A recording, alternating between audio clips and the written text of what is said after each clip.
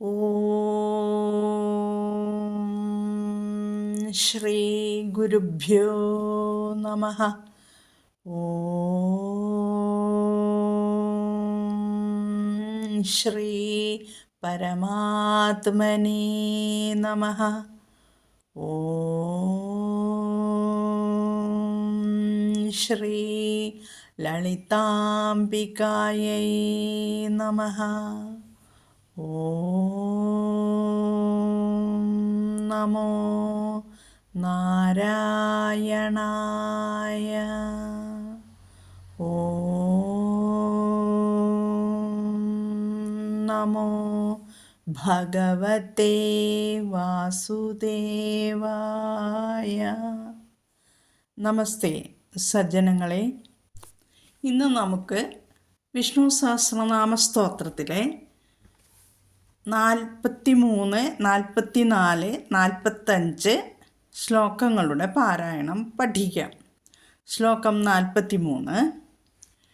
രാമോ വിരാമോ വിരതോ Marco നേയോ നയോനയഃ വീരശക്തിമതാം ശ്രേഷ്ഠോ ധർമ്മോ ധർമ്മവിദുത്തമഃ.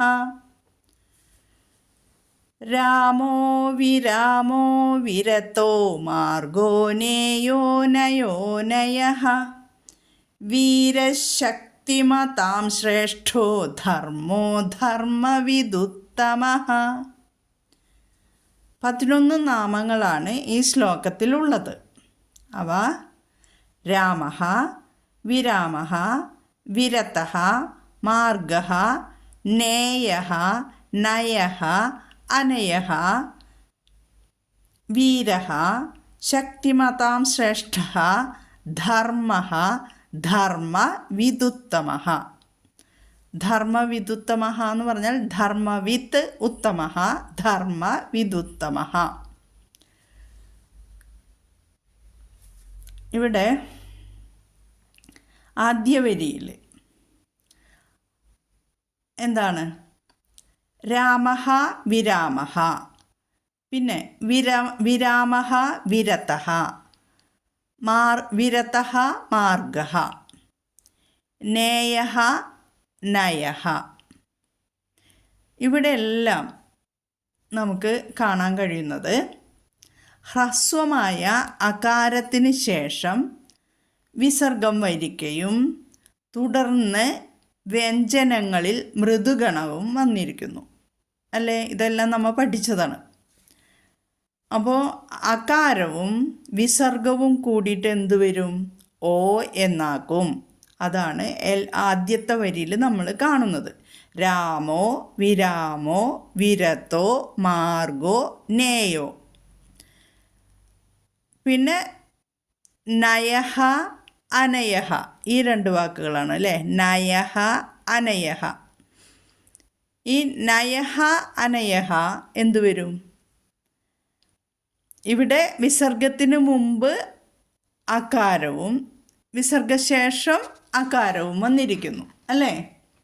അങ്ങനെ വന്നാൽ വിസർഗം ഉ എന്നാകും. ഇവിടെ നയഃ അനയഃ എന്നത് വർസ്യമാണ് കേട്ടോ. ന ദന്ത്യമല്ല, ആദ്യാക്ഷരമാണ് നാ വന്നിരിക്കുന്നത്. പക്ഷേ ഇവിടെ യകാരത്തിന് മുമ്പ് നാ വന്നാൽ അത് വർസ്യമായിട്ട് ഉച്ചരിക്കണം എന്നാണ് നിയമം. അപ്പോൾ ന, നമ്മൾ ന്യായാധിപൻ എന്നല്ലേ പറയാം, ന്യായാധിപൻ. കാരണം ഇതാണ്, യകാരത്തിന് മുമ്പ് നാ വന്നാൽ അത് ദന്ത്യമല്ല, പല്ലുമ്മ നാവ് മുട്ടില്ല. ആന എന്ന് പറയുന്ന നായാണ് അവിടെ വരുന്നത്, വർസ്യം. അപ്പോൾ നയഃ അനയഃ, നയു അനയഃ എന്ന് വരും വിസർഗം ഊ ആയാൽ. അപ്പോൾ പിന്നീട് ഒരു ആ വരാതെ ആ വന്നതുകൊണ്ട്, അതായത് സ്വരാക്ഷരം ഹ്രസ്വമായി ആ വന്നതുകൊണ്ട് നമ്മൾ അതിനെ സൂചിപ്പിക്കാൻ പ്രശ്ലേഷത്തിനിടും. ഉകാരവും ആയും കൂടി ചേർന്ന് സ്വരസന്ധിയിൽ നമ്മൾ പഠിച്ചു. ഉ പ്ലസ് ആ അല്ലെങ്കിൽ ആ പ്ലസ് ഉ എന്നത് എന്താകും? ഓ ആകും. അപ്പം നയു എന്നുള്ളത് നയോ എന്നാകും.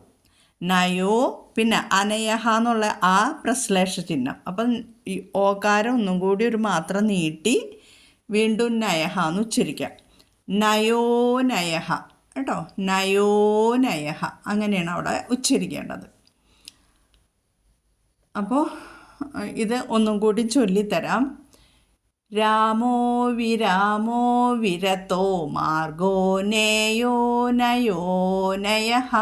അടുത്ത വരി വീരശക്തിമതാം ശ്രേഷ്ഠോ ധർമ്മോ ധർമ്മവിദുത്തമഃ. വീരഃ ശക്തിമതാം ശ്രേഷ്ഠോ, വീരഃ അത് കഴിഞ്ഞിട്ട് ശക്തി എന്ന് വന്നതുകൊണ്ട് വന്നതുകൊണ്ട് ആ വിസർഗസ്ഥാനത്ത് ഷ എന്ന് ചൊല്ലും, അല്ലെങ്കിൽ 2 ഷ കടുപ്പിച്ച് ചൊല്ലണം.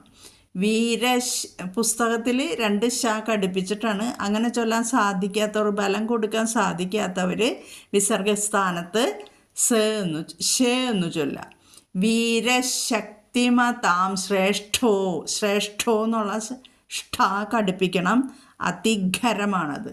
നമ്മൾ ഏറ്റവും ബലം കൊടുക്കേണ്ട അക്ഷരമാണ് ഈ അതിഘരം കേട്ടോ. വീരശക്തിമതാം ശ്രേഷ്ഠോ ധർമ്മോ ധർമ്മവിദുത്തമഃ. ധർമ്മവിത്ത് എന്നുള്ള തത്തടത്ത് താ എന്നുള്ള അക്ഷരം മൃദുവാകും അവിടെ, അതാണ് ഉള്ളത്. ധർമ്മവിദുത്തമഃ കേട്ടോ. ഇത്രയേ ഉള്ളൂ. രാമോ വിരാമോ വിരതോ മാർഗോ നേയോ നയോ നയഃ. വീരശക്തിമതാം ശ്രേഷ്ഠോ ധർമ്മോ ധർമ്മവിദുത്തമഃ. ഇനി നമുക്ക് അടുത്ത ശ്ലോകത്തിലേക്ക് പോകാം. 44-ാമത്തെ ശ്ലോകം. വൈകുണ്ഠഃ പുരുഷഃ പ്രാണഃ പ്രാണദഃ പ്രണവഃ പൃഥുഃ ഹിരണ്യഗർഭഃ ശത്രുഘ്നോ വ്യാപ്തോ വായുരധോക്ഷജഃ. ഈ ശ്ലോകത്തിൽ 405 മുതൽ 415 കൂടിയുള്ള 11 നാമങ്ങളാണ് ഉള്ളത്. അവ വൈകുണ്ഠഃ പുരുഷഃ പ്രാണഃ പ്രാണദഃ പ്രണവഃ പൃഥുഃ ഹിരണ്യഗർഭഃ ശത്രുഘ്നഃ വ്യാപ്തഃ വായുഃ അധോക്ഷജഃ. ഇത്രയും നാമങ്ങളാണ് ഉള്ളത്. വൈകുണ്ഠ, വൈകുണ്ഠ അവിടെ കൂ എന്ന് പറയണം, വൈകുണ്ഠം എന്ന് പറയരുത്. ഗാ മൃദു അല്ല, അവിടെ ഖരമാണ്. വൈകുണ്ഠ, വൈകുണ്ഠ ഠ എന്നുള്ളത് കടുപ്പിക്കണം. അവിടെ അതിഖരമാണ് ഠ, രണ്ടാമത്തെ ടവർഗത്തിലെ 2ാമത്തെ അക്ഷരം. അപ്പോൾ വൈകുണ്ഠ. പുരുഷ ഇവ രണ്ടും കൂടി ചേരുമ്പോൾ വിസർഗം കഴിഞ്ഞിട്ട് പാ വന്നിരിക്കുന്നു. അപ്പോൾ അവിടെ ഉപദ്മാനീയം ഫ വരും. പിന്നെ പുരുഷ കഴിഞ്ഞിട്ട് പ്രാണഹ വന്നിരിക്കുന്നു, അവിടെയും ഫ വരും. പ്രാണഹ കഴിഞ്ഞിട്ട് പ്രാണദഹ വന്നിരിക്കുന്നു, ഫ വരും. പ്രാണദഹ കഴിഞ്ഞിട്ട് പ്രണവഹ കഴിഞ്ഞിരിക്കുന്ന അവിടെയും ഫ വരും. പൃഥു ഉകാരം വന്നതുകൊണ്ട് അവിടെ ഹൂ വരും. ഇതാണ് ആദ്യത്തെ ശ്ലോകം. വൈകുണ്ഠഃ പുരുഷഃ പ്രാണഃ പ്രാണദഃ പ്രണവഃ പൃഥുഃ. പൃഥു കടുപ്പിക്കണം, അതിഘരമാണ്. വൈകുണ്ഠഃ പുരുഷഃ പ്രാണഃ പ്രാണദഃ പ്രണവഃ പൃഥുഃ. അടുത്ത വരിയിലേക്ക് പോകാം. ഹിരണ്യഗർഭഃ ശത്രുഘ്നോ വ്യാപ്തോ വായുരധോക്ഷജഃ. ഹിരണ്യഗർഭഃ കഴിഞ്ഞിട്ട് ശത്രുഘ്നഃ ശാ വന്നിരിക്കുന്നു. വിസർഗസ്ഥാനത്ത് ശ എന്ന് ഉച്ചരിക്കണം. ഹിരണ്യഗർഭഃ ശത്രുഘ്നോ, ഘ്നോ എന്ന് പറയണം കേട്ടോ, ഘാഘോഷം. ഗർഭഃ, ഗർഭഃ ഭാഘോഷം. ഹിരണ്യ ഹി പറയണം. ഹിരണ്യഗർഭഃ ശത്രുഘ്നോ വ്യാപ്തോ വായുരധോക്ഷജഃ. വ്യാപ്തോ അവിടെ ഓകാരം വന്നിരിക്കുന്നു. വായുരധോക്ഷജഃ, വായുഹു അധോക്ഷജഃ, വായുരധോക്ഷജഃ. അവിടെ മാത്രമാണ് ഒരു വ്യത്യാസം അല്ലേ, രേഭം വന്നു. എർ പ്ലസ് ആ ര, അതായത് വിസർഗത്തിന് മുമ്പ് വായുഹു ഊ വന്നിരിക്കുന്നു ഉകാരവും, ശേഷം ആ എന്ന സ്വരാക്ഷരവും വന്നിരിക്കുന്നു. അപ്പോൾ അവിടെ രേഭം വന്നു. ഇത്രയേ ഉള്ളൂ. അതിൽ വേറെ അധികം ഇതൊന്നും ഇതിലില്ല. വായു അധോക്ഷജഃ വായുരധോക്ഷജഃ. ഹിരണ്യഗർഭശത്രുഘ്നോ വ്യാപ്തോ വായുരധോക്ഷജഃ. ഇനി ഒന്നിച്ച് ചൊല്ലിത്തരാം. വൈകുണ്ഠഃ പുരുഷഃ പ്രാണഃ പ്രാണദഃ പ്രണവഃ പൃഥുഃ. ഹിരണ്യഗർഭശത്രുഘ്നോ വ്യാപ്തോ വായുരധോക്ഷജഃ. വൈകുണ്ഠഃ പുരുഷഃ പ്രാണഃ പ്രാണദഃ പ്രണവഃ പൃഥുഃ. ഹിരണ്യഗർഭശത്രുഘ്നോ വ്യാപ്തോ വായുരധോക്ഷജഃ. ഇനി നമുക്ക് അടുത്ത 45-ാമത്തെ ശ്ലോകത്തിലേക്ക് പോകാം. ഋതുസുദർശനഃ കാലഃ പരമേഷ്ടി പരിഗ്രഹഃ. ഉഗ്രസംവത്സരോ ദക്ഷോ വിശ്രാമോ വിശ്വദക്ഷിണഃ. ഋതുസുദർശനഃ കാലഃ പരമേഷ്ടി പരിഗ്രഹഃ. ഉഗ്രസംവത്സരോ ദക്ഷോ വിശ്രാമോ വിശ്വദക്ഷിണഃ.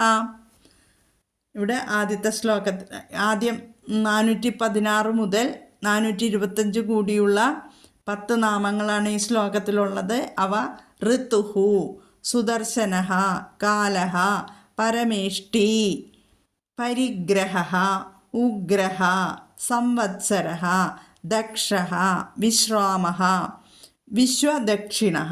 ഇങ്ങനെ 10 നാമങ്ങളാണ് ഇതിലുള്ളത്. ഋതുഹു സുദർശനഃ. അപ്പോൾ ഇവിടെ വിസർഗം കഴിഞ്ഞിട്ട് സാ വന്നിരിക്കുന്നു. അതുകൊണ്ട് സ ചൊല്ലണം. ഋതുസ്, ഋതുസ് ട്ടോ. ഋതുസ് സുദർശനഃ വന്നു അല്ലേ. ഋതു എന്നുള്ള തൂ ശരിക്കും ഉച്ചരിക്കണം കേട്ടോ. അവിടെ ഋതു എന്ന് പറയരുത്. ഋതു, ഋതുസ് സുദർശന എന്ന് വന്നു. പിന്നെ അടുത്തത് സുദർശന കാല അല്ലേ. സുദർശന അവിടെ വിസർഗം കഴിഞ്ഞിട്ട് കാ വന്നതുകൊണ്ട് അവിടെ നമ്മൾ ഹ ചൊല്ലണം. ജിഹ്വമൂലിയാണ് അവിടെ കാ വന്നതുകൊണ്ട് ജിഹ്വമൂലി. ഇപ്പം എല്ലാവർക്കും ഇതൊക്കെ മനസ്സിലായിട്ടുണ്ടാവും. എങ്കിലും ഞാൻ പറയാണ്, പുതിയതായി കേൾക്കുന്നവർ ആരെങ്കിലും ഉണ്ടെങ്കിൽ അവർക്ക് വിസർഗം കഴിഞ്ഞിട്ട് കാ വന്നാൽ ഹ ജിഹ്വമൂലിയം, വിസർഗത്തിൻ്റെ പകുതി ഹ ചൊല്ലണം. കാലഹ കഴിഞ്ഞിട്ട് പരമേഷ്ടി വന്നു. വിസർഗം കഴിഞ്ഞിട്ട് പാ വന്നതുകൊണ്ട് അവിടെ ഉപദ്മാനീയം വന്നു. അവിടെ ഫ ചൊല്ലണം. കാലഃ പരമേഷ്ടി പരിഗ്രഹഃ. അടുത്ത വരിയിൽ ഉഗ്രഹ സംവത്സരഃ ദക്ഷഃ അല്ലേ. അപ്പോൾ ഉഗ്രഹ സംവത്സരഃ പറഞ്ഞു. വിസർഗം കഴിഞ്ഞിട്ട് സാ വന്നിരിക്കുന്നു. അതുകൊണ്ട് നമ്മൾ ആ വിസർഗസ്ഥാനത്ത് സ എന്ന് ചൊല്ലും. ഉഗ്ര സംവത്സരഃ. അവിടെ നമുക്ക് സംവത്സര എന്നുള്ളത് കടുപ്പിച്ചും ചൊല്ലാം. സംവത്സര. അതിന് സാധിക്കാത്തവർക്ക് ഉഗ്രസ് എന്ന് പറയും. വിസർഗസ്ഥാനത്ത് സ ചൊല്ലാം. ഉഗ്ര സംവത്സരോ അവിടെ ഓകാരം വന്നു. ദക്ഷഃ ദാ വന്നതുകൊണ്ട്. അപ്പോൾ മൃദുഗണം വന്നതുകൊണ്ടാണ് കേട്ടോ. ഉഗ്ര സംവത്സരോ ദക്ഷോ വിശ്രാമോ വിശ്രാമോ ശ്രാ പറയണം. വിശ്രാമോ വിശ്വദക്ഷിണഃ. വിശ്വ അവിടെ ശേവ വിശ്വ വിശ്വദക്ഷിണഃ. ഇത്രയേ ഉള്ളൂ ഇവിടെ പഠിക്കാനായിട്ട് കേട്ടോ. അധികം വിഷമില്ല അല്ലേ. ഒന്നും കൂടി ചൊല്ലിത്തരാം. ഋതുസുദർശനഃ കാലഃ പരമേഷ്ഠി പരിഗ്രഹഃ. ഉഗ്രസംവത്സരോ ദക്ഷോ വിശ്രാമോ വിശ്വദക്ഷിണഃ. 3 ശ്ലോകങ്ങൾ കൂടി ഒന്നിച്ച് ചൊല്ലിത്തരാം. രാമോ വിരാമോ വിരതോ മാർഗോ നേയോ നയോ നയഃ. വീരശക്തിമതാം ശ്രേഷ്ഠോ ധർമ്മോ ധർമ്മവിദുത്തമഃ. വൈകുണ്ഠഃ പുരുഷഃ പ്രാണഃ പ്രാണദഃ പ്രണവഃ പൃഥുഃ. ഹിരണ്യഗർഭശത്രുഘ്നോ വ്യാപ്തോ വായുരധോക്ഷജഃ. ഋതുസുദർശനഃ കാലഃ പരമേഷ്ഠി പരിഗ്രഹഃ. ഉഗ്രസംവത്സരോ ദക്ഷോ വിശ്രാമോ വിശ്വദക്ഷിണഃ. ശ്രീരാമ രാമ രാമേതി രമേ രാമേ മനോരമേ സഹസ്രനാമ തത്തുല്യം രാമനാമവരാനനേ. ശ്രീരാമനാമവരാനന ഓം നമ ഇതി. ഹരിഃ ഓം. ഓം ശ്രീ ഗുരുഭ്യോ നമഃ.